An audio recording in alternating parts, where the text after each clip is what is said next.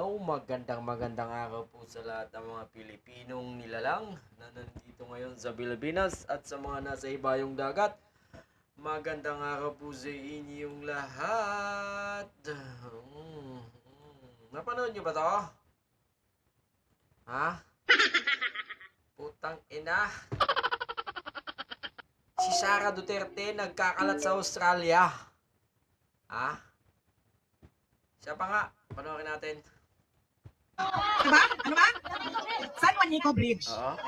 Tourist spot daw ang San Juanico Bridge. Alam niyo ba gaano kahaba ang San Juanico Bridge? 2.6 kilometers. Sobrang irritated ako. Paano naging tourist spot ang 2.6 kilometers na bridge? Ha? Ang bridge sa China, papunta sa Shenzhen, papunta sa Macau, papunta sa Hong Kong. Gaano kahaba? 264 kilometers. Yun ang tourist spot. Yun ang modernization. Putang ina. Gago. Pukining inang hayop na yan. Bakit Sarah? Ha? Minayambag ka ba sa San Juanico Bridge? Ha? Minambag ka ba? Pukining ginang kamatis. Minambag ba yung ama mo niya sa San Juanico Bridge? Kahit man lang sana dinalaw ng ama mo, hindi nga nadaanan yata yung San Juanico Bridge ng ama mo eh. Ha? Kung di ka pa nag-motorcade sa Tacloban, hindi mo madadaanan yan. Inang hayop na yan. Pati bansa mo, siniraan mo. Gago! Gago talaga. Inang pati bansa niya, siniraan niya. Prinomote yung China. Gago! Tarantada. Gago! Shit. Wala ka nayambag San Juanico Bridge, ah? Malamang siguro may nayambag ka. Yun sa may Isabela, yung tulay kabagan ni Isabela. Gago! Malamang dun may nayambag ka kasi nadali agad eh. Isang tarak lang eh, dali na. Ano ba naman yan? Puta kagis naman talaga oh. Alam nyo kasi mga kaibigan, mga tanga kasi yung mga kinakausap niya eh. Yung mga DDS doon, yung mga tanga bobo nga DDS doon, yun ang kinakausap niya. The way he talk, yan yung, alam niya kung ano yung, sino yung katabi niya, yung kaharap niya. Kaya ganyan sa magsalita, pang tanga yung kinakausap niya. Sorry mga taga DDS dyan sa Australia. Mga tanga kayo.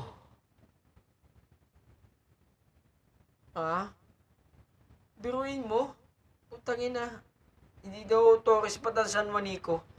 Yan ang pinakamahabang tulay dito sa Pilipinas. Tulay yan tulay. Hindi expressway na Cordoba. Hindi naman tulay na ano yan eh. Expressway na yan eh. At saka hindi na tulay yun. Doon sa may lagpas ng dagat. Hindi na tulay yun. Tinambakan na lang yun. Hindi ho tulay ang Cordoba. At hindi ho may bayad doon, daanan yan. Kaya huwag nyo hong ang pinakamahaba hong original na tulay dito sa Pilipinas, ang San Juanico Bridge. Tangina, nakakabanas. Ayon sa kanya, 2.6 kilometer daw ang haba ng San Ilan Juanico ba? Bridge. Isang malinaw na pagkakamali dahil ang totoong sukat nito ay 2.16 kilometers. Maliit man ang diferensya para sa iba, malaki ang ibig sabihin nito pagdating sa isang leader na dapat may sapat na kaalaman sa mga simbolo ng ating kasaysayan at pag-unlad. Ipinapakita nito na hindi niya nauunawaan ang halaga ng San Juanico Bridge bilang isang mahalagang tulay ng turismo, kultura at koneksyon ng Papunta sa In fairness naman, alam niya naman siguro. Pero, tanga lang ho siguro talaga ho yung kinakausap niya. Kaya, ganun ho eh. Wala naman ho tayong magagawa sa ganung katangahan ng isang tao. Pero mo, kung ako, putang ina, Puti, sinabi sa kanya yung, pangalan ng San Juanico, no? Isa lang ho ang matalino doon. Puro nandun ho, mga bobo na ho, Hindi ho natin mga tanga, Pag kinakausap, pag pupunta kasi itong si Sarah ako sa mga rally, rally ng mga, lalo at mga DDS dyan. Kung ano-ano ang pinagsasabi niya, kasi uto-uto din naman ho sila, tanga din naman po sila, wala tayong magagawa. Pabayaan na lang ho natin kasi tanga nga tanga. Ba't parang mas tanga tayo kung papatulan pa po natin? Di ba? Pucha, what the fuck is man?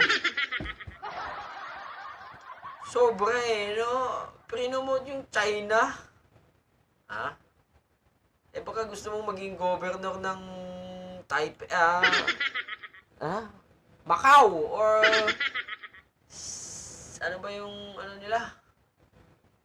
Yung capital city nila, nakalimutan ko na. Wala naman akong pakialam kung China yan. Pukinigin na. Pero masakit lang, pinupromoto ng isang vice president ng Republika ng Pilipinas. Gago! Na ang tourist spot nga daw, itong China. Puta kagis naman talaga. Oy, nakakabanas.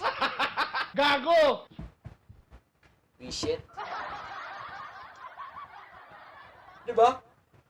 Alam mo masasabi ko ganito na, matalino naman po itong vice president po natin. Pero pag kinakausap lang niya po is tanga, siguro, tinatangahan din niya, di ba?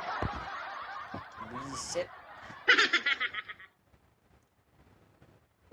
Wala namang ibang wala namang matinong pinunta dito. Napunta sa mga iba-ibang bansa, wala pang isang buwan.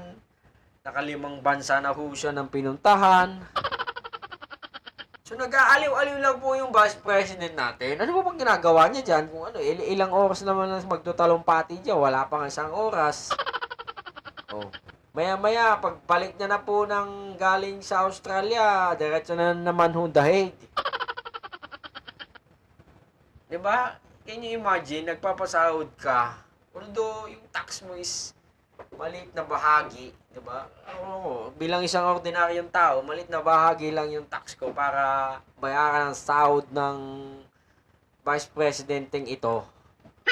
At saka po, siguro, yung lulustayin niya, di ba? Pero tayo magagawa dun sila yung nasa pwesto Pagdasal na lang natin sila na naway mabulunan sila ng kaperahan ng bayan. Gago! Di ba? Di ba? Fuck she's man! Takantada! Walang alam. Pag nag-speech po itong vice president na to, kung hindi ka tanga, i-realize mo, i-analyze mo yung mga sinasabi niya. Sige nga, kung kaya ba niya mamuno ng higit 100 milyong Pilipino. Sige nga.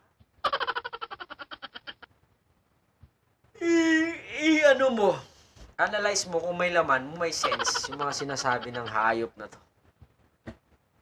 Napaka, palibasa, spoiled brat hayop. Sige na, hanggang sa muli.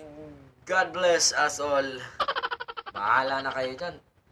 Pag piyestahan nyo sa comment section, wala na akong magagawa. Walang filter doon. Hanggang sa muli. Adios.